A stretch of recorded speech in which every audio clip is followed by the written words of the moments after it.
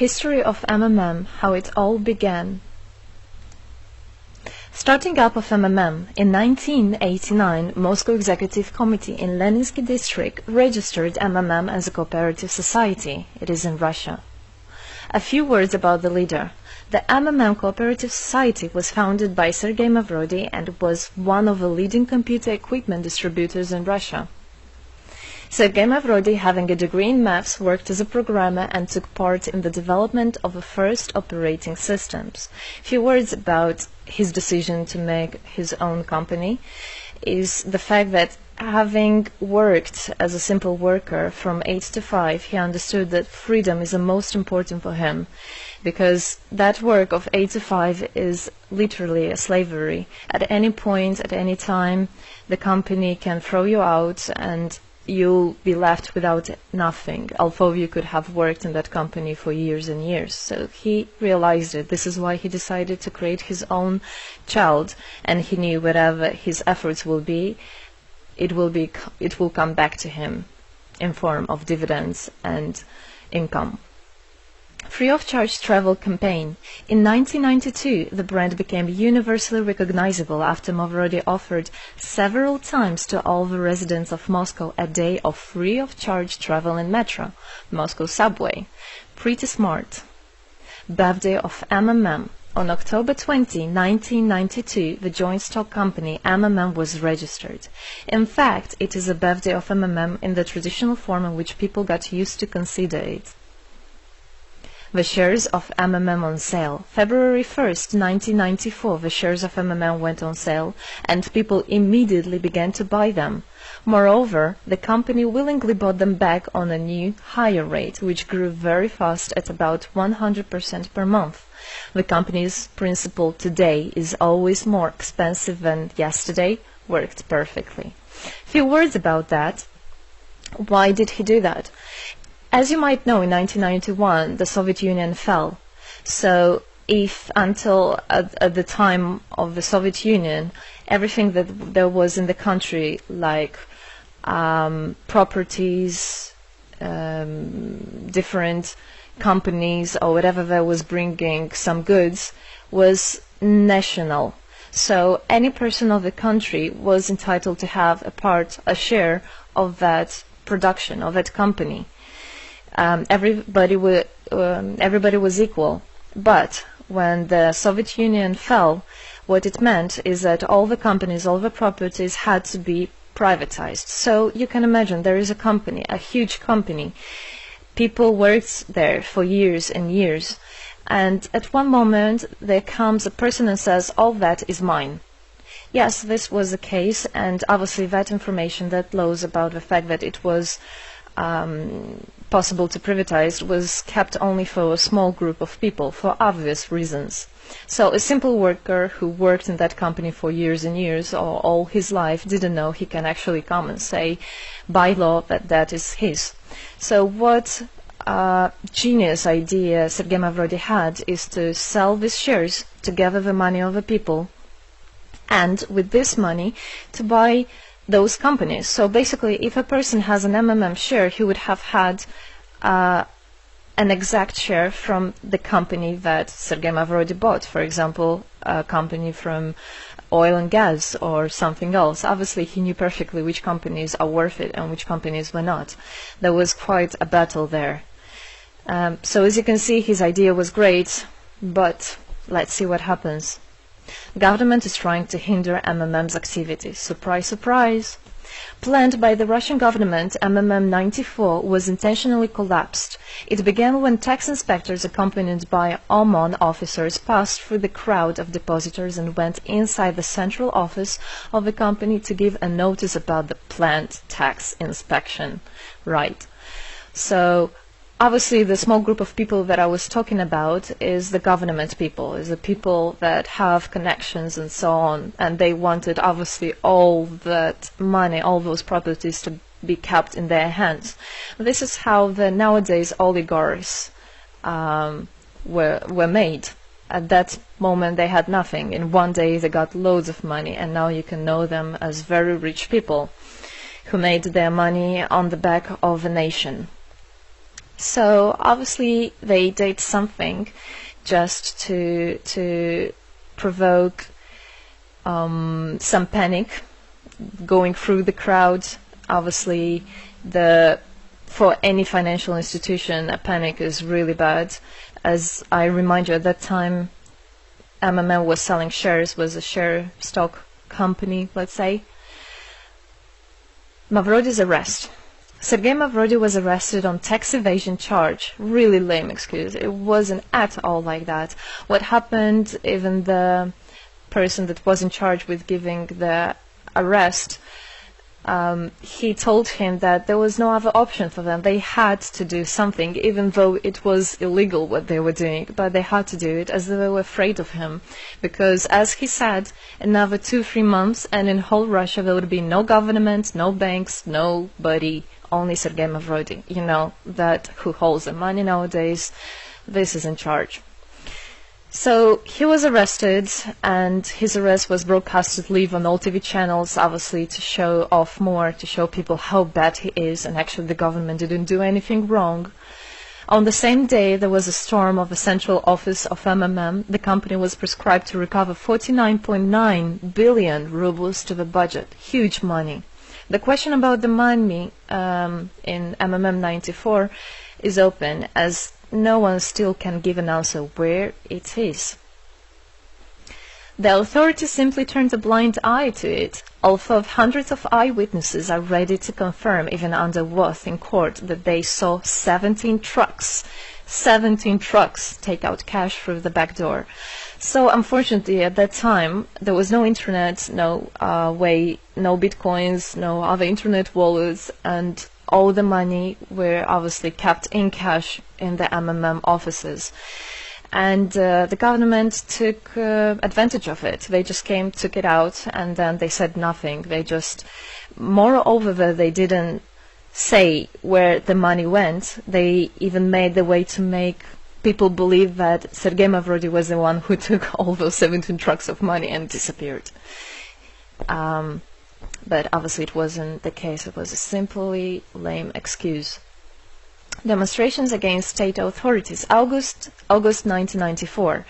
Thousands of MMM depositors affected by the artificial collapse of the pyramid protested and demanded to set Mavrody free.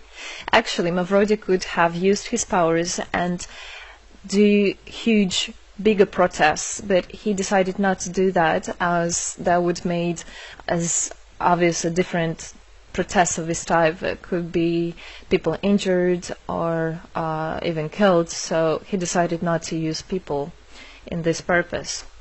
It was very noble from him to do that. MMM leader became a deputy. However, he found a way to get out of the prison. Being imprisoned, Sergei Mavrody had managed to register as a candidate for a deputy of the State Duma and was released from prison. He won the elections by a landslide and became the deputy of the State Duma of the first convocation. So, as a deputy in Russia, they have privileges. This is why, becoming a deputy, he was set free.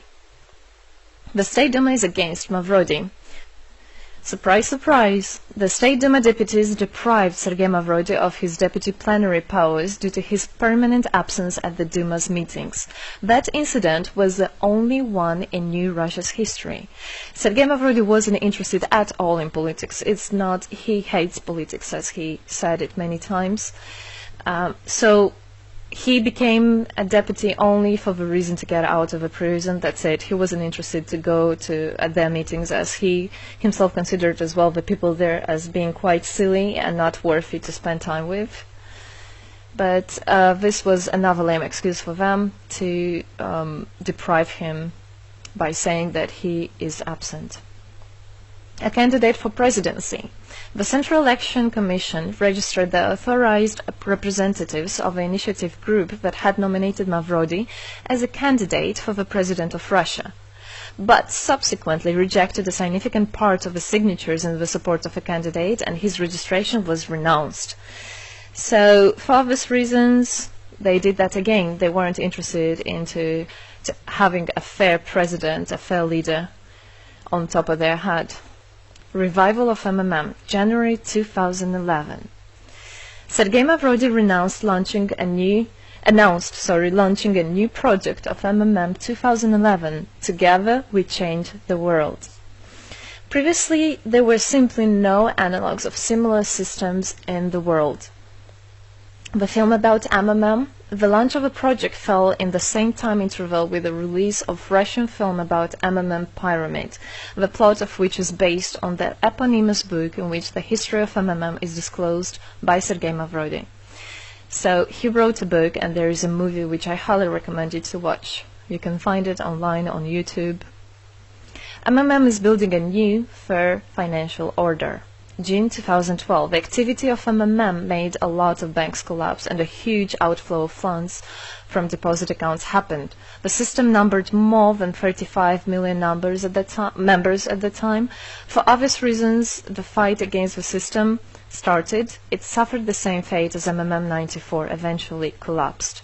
So what happened? A lot of banks, as I already said, had a huge outflow, and another minus of the system of that time was that it wasn't really quite a community, because the money was still kept by the managers in MMM. So it wasn't the same idea as it is now, comparing it now, where people exchange money between themselves. You don't need to put it in a central account.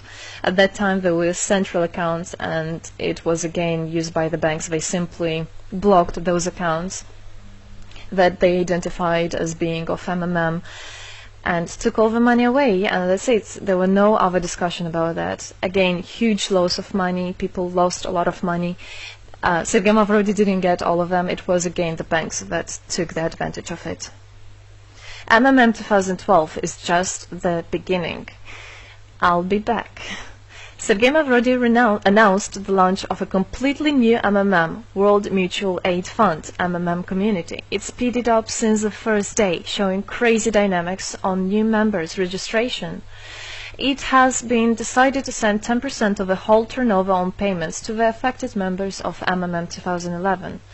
So again, another genius idea. In order not to make central accounts, in order not to gather the money somewhere, now the money are spread directly between participant itself. You can just check in your account online whom you should transfer the money to. So MMM now is connecting all the people between themselves in exchange, so that they can exchange the money and get benefits of it.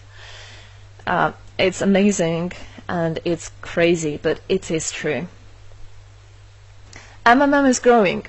Some short facts. 2012, MMM started its development in India. It had great, huge developments. 2012-2013, following India, MMM Bangladesh was launched as well. 2013, MMM Indonesia was launched. 2014, MMM Hong Kong. And it's not the end. MMM Global, 2014. MMM Global started up in the spring 2014.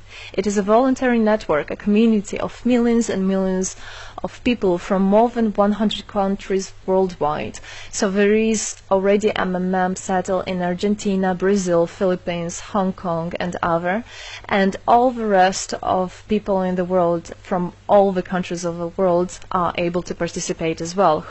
So they rebelled against the financial slavery and combined their money for this purpose.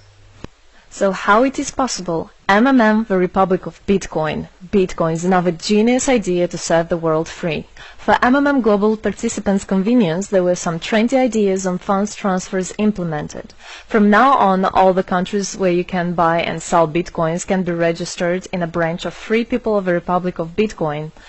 Thus, there is no barriers to develop MMM in small countries due to their restrictions on the international bank transfers. Banks. This is not something that we would want to use, as the banks can anytime put restriction on an account or even block an account and take all the money. Yes, the banks can do that. Read better your contract. So, Bitcoins is really genius idea to do that. Join MMM Global, join our community, set the world free. Don't hesitate, don't even think of going back, just go always forward. We are writing the history right here and right now. We are not going to be any more slaves working from 8 to 5, having pennies for that. We want to hold our own money and to get the benefits of it. I don't want a bank to use my money for their own purposes. I want us, people, free people, to use our money, to exchange the money when it is needed, and to help each other. This is really a great idea. And join us, write the history here today with us. And together we will indeed change the world.